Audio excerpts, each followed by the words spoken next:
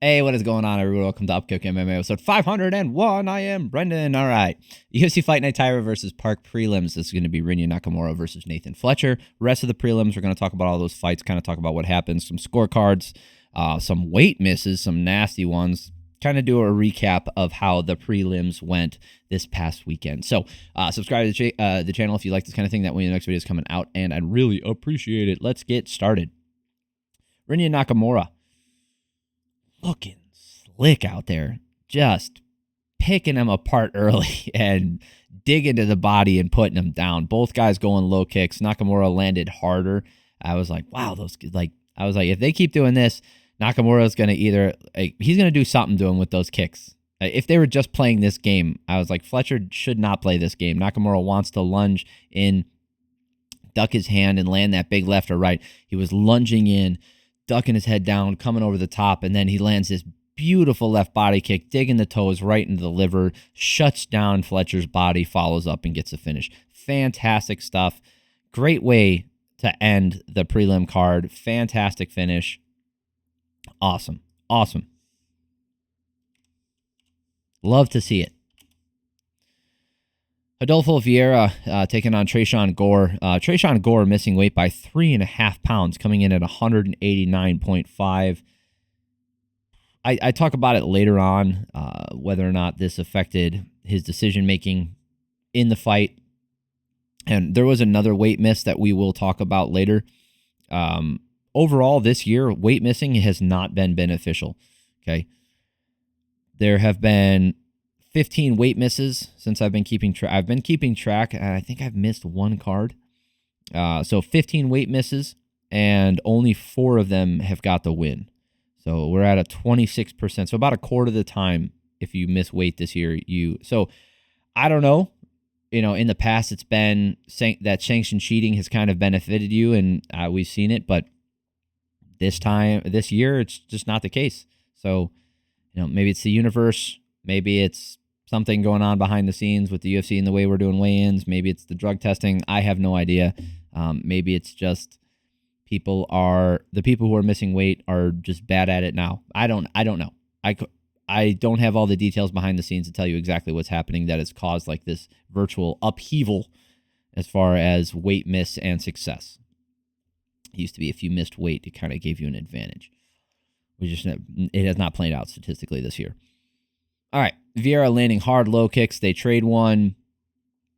Gore stopping the takedowns pretty easy. He stopped pretty all the takedowns, right? He got taken down. That's right. He got taken down one time, but he stopped 14 of them. Great stuff. Vieira finally getting him to the ground at the 2-minute mark. Not able to do much with it, just control. Vieira might have didn't have a lot of success with the takedowns. He was 1 of 7 in this first round, but it didn't matter. He was all off. He was all the offense. Tresean Gore landed a few strikes, 15-11 in favor of Vieira. Just not enough damage from Gore. Not enough punishment. He's just not doing enough. Second round, more of the same. Gore just not opening up. He's waiting a lot. Gore is content to sit on the outside, keep his shell high, almost as he's overly worried about the takedown. And Vieira is just landing in the margins. When Gore's circling and shelling up, Vieira's landing. When it's just this repeated itself the entire fight. 60 seconds left in this round. Gore needed to land a big shot, or this fight is, it looks like it was a foregone conclusion just in the second round. Vieira walked away with this round, 36-14 for striking numbers, 20-18 going in the third round here. Gore started to open up with this like snappy jab, but then he would shell up and wait for the counter and not counter the counter. Whatever. He wouldn't come back with his own shots after that. Gore's just he started to have his best round, his best movements, where he's cracking, started to crack them, but Vieira's cracking them right back. The shots from Gore just aren't enough to deter the pressure from Vieira. 30-27, and this is where I wrote it down. It's like Gore might have had a rough weight cut, and maybe he didn't want to gas out. 38-16 for striking numbers. Clearly his round. Scorecards here. Here it is. I talked about it in my last video about some secretly bad or some sneaky bad scorecards. Here's one of them. Here is one of those sneaky bad scorecards, guys. All right, Ron McCarthy, Rick Winter, good job, 30-27. That's exactly how this should be. Chris Lee over here gave the last round to Tresean Gore. Now, you can tell this is a guy who isn't paying attention to what's actually going on. He's just saying, I already gave them the first 2 rounds, and Gore did better in this round, therefore he must be winning this one. Nope, not even close. The striking differential is exactly the same as it was in the previous round, from 36-14 to 38-16, so they each landed 2 more strikes. As far as their output, it was almost the same, 66 total strikes from Vieira, 45 for Gore for significant strike attempts, and then it was 67 and 44, respectively, in the third round. So everything was identical. Let's just call it identical to the second round. Why would you give Gore this last round? Huh, Chris Lee? Because you're not paying attention. You're not paying attention. You're not. That's bad. That's a bad scorecard. I said it at the opening of the main video, but that's going to go unnoticed. No one will talk about it. I promise you that. No one is going to talk about that stuff. Okay? Because it doesn't matter in the end. Because the right guy won. 2 of the scorecards were correct. But Chris Lee, in this case, that's a horrible scorecard. Just because it doesn't change the outcome of the fight doesn't mean it's not a bad scorecard. That is a horrible scorecard. How do you give that last round to Gore? If this doesn't call into question people's judgment, I don't know what does. So please, for the love of all that is holy, people pay attention to this kind of stuff when you're going forward. Realize that not all split decisions are created equal. Not all scorecards are created equal. Some people aren't paying attention like this ding-a-ling. Just a public service announcement. So dumb. Nick Klein taking on Andrey Pulyaev. I don't know what Klein was gonna do to win this one, but when you watch that first round and you see it, Klein kicking hard, getting to the takedown right away, landing big right hands as Pulyaev stands up. Klein with the crazy pace early. My point, right? Like, what was his plan? Klein with that nonstop clinch and takedown, just working a lot, but not much to show for it. Pulyaev landing 3 big left hands as he's backed up by Klein. And Klein just really trying to hope he can get in tight. So here's the thing. Klein taking him down near the end of the round, and this is an interesting round to score, because I should give it to Pulyaev for those big shots that he did at the end of the round, and I feel like he did outstrike him, but Klein did land those big shots to begin the fight, and I feel like I was being had some recency bias for that. 12-9 for striking numbers in favor of Pulyaev. Do I think Pulyaev did so much more damage? I don't think so. I thought it was relatively close. So I gave this first round to Klein. No, I didn't. I gave it to Pulyaev. Yep. 10-9. But if you gave this to Klein, I understand. All that control time, 3 minutes and 55 seconds of control time. That's a lot. Plus the damage that he did early. I just felt like Pulyaev did a shitload near the end. And then this second round, I was like, Klein looks like he really wanting a break in the control position, but Pulyaev was not settling, right? But Klein, there's a lot of grapplers who do this, and there's nothing wrong with it inherently until it doesn't work, where they work extremely hard for the takedown. Like Pantoja does this, but Pantoja has this weird zombie gas tank. So, and he's also tiny. So these guys, they push forward. They don't care if you defend the takedown. They don't care. They just keep pushing forward until you break. Then they get into a controlling position where they can stop, and then you don't fight back. Regardless of what position it is, the hip ride, full top mount, like side control mount, it doesn't matter. Any position that you are willing to rest in, and they have a dominant position, they get a little break. And a lot of guys look for that. That's a part of their game plan, is getting that in there.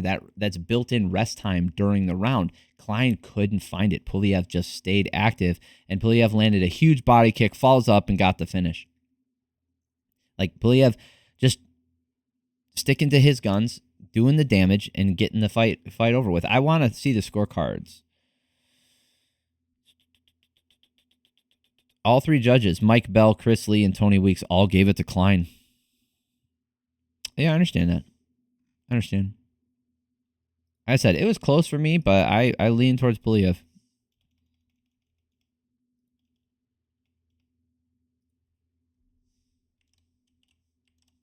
It was really close. I went back and forth. Anyway, Austin Bashi versus John Yannis.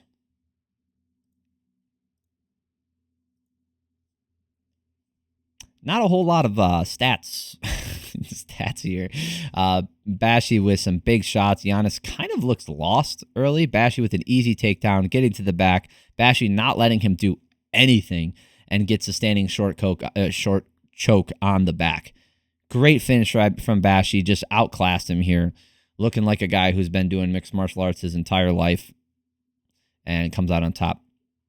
All right, we have another big weight miss. Huge weight miss, and this time it played out in the guy's favor. Felipe Bunes versus Rafael Estevam, and Estevam missing weight by 4 pounds. Supposed to weigh in at 125. He weighed in at 130 pounds. You get like an extra. For those of you guys who don't know, in any non-title fight, you get a pound allowance, right? So if you're supposed to weigh 125, you can weigh 126, and it still counts as being on weight.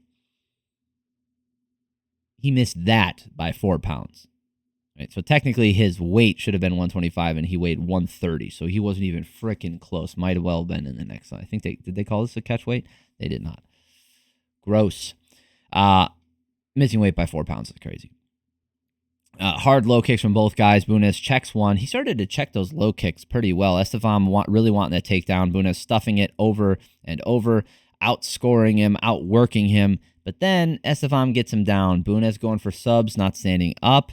And that kind of spelled disaster for him. Bunes going for the buggy. Oh, so that spelled disaster for him as the fight went on. But here's the thing. In this round, Bunes goes for a buggy choke. For those of you guys don't know, it's where you lock your arm and you put this part of your arm in the crotch of your leg, right, the back of your knee, and then you lock the guy in here. Just look it up. I don't want to demonstrate it right now. It looks so goofy. But anyway, it basically creates a triangle. All right, it's a version of a triangle choke that cuts off the blood. And when it's in, it's in. When it's not, it's not, but it's very difficult to tell how deep it is because of so much play and variable with each person's body positioning, their geometry, the size, like all the stuff. It's not random, right? That's not a thing. But anyway, he gets a buggy choke in, and he holds it for damn near 60 seconds. Bunes should win this round. The damage was relatively close, 8-7 in favor of Estevam for striking numbers. The control time technically was 2:48, but was he really in control for that much? Fighting out of sub setups. I gave this first round to Bunes. If you gave it to Estevam, I understand, but I gave it to Bunes. I would give him credit. Like, he held that submission attempt, whether how deep it was doesn't matter. Like, he's the one in control for real. And that does not show here. This control time of 3 seconds makes no sense. Estevam looking fresher and almost like he didn't cut as much weight. Pressing forward, keeping the pressure on, keeping the offense on him. Bunes lands a couple hard left hooks to get off the fence, but he just could not keep Estevam off him. Estevam getting it to the ground again, landing some good ground and pound. Bunes wants to attack from the bottom and not trying to work to get back up. And that, again, like I said, kind of spelled disaster for him. 17-9 for striking numbers in favor of Estevam. 19-19 going into the last round.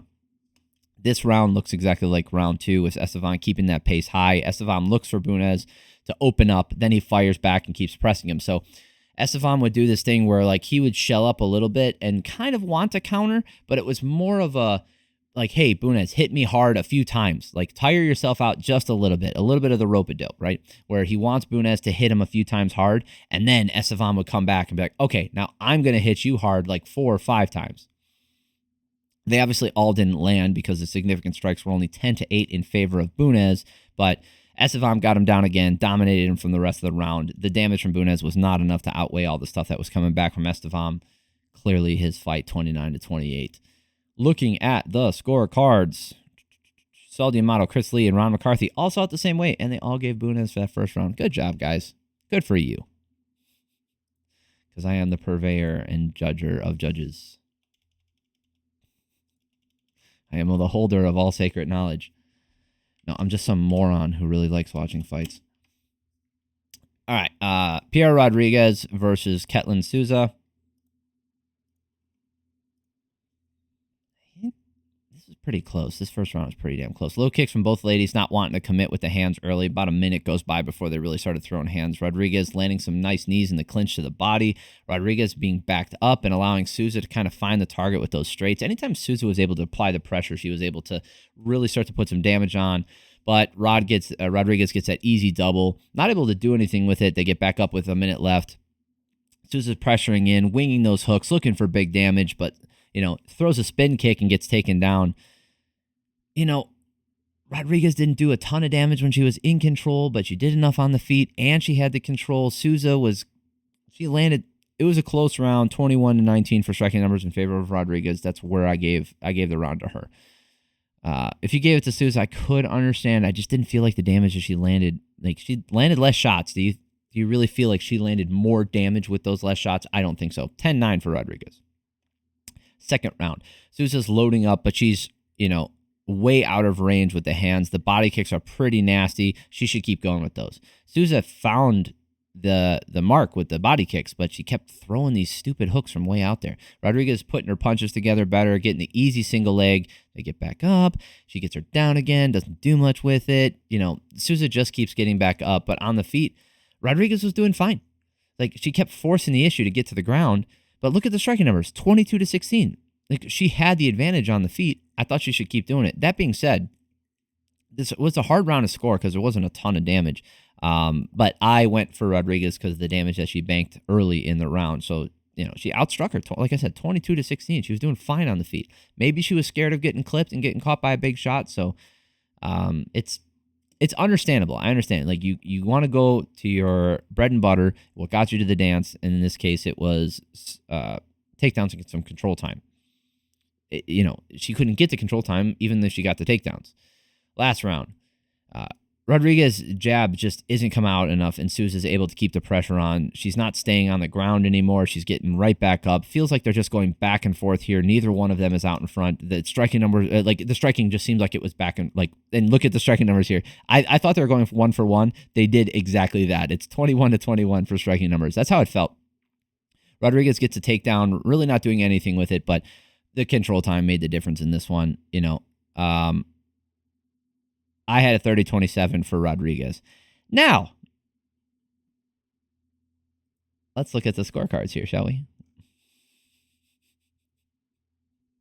I wrote down, holy shit, Derek, clearly, fuck you.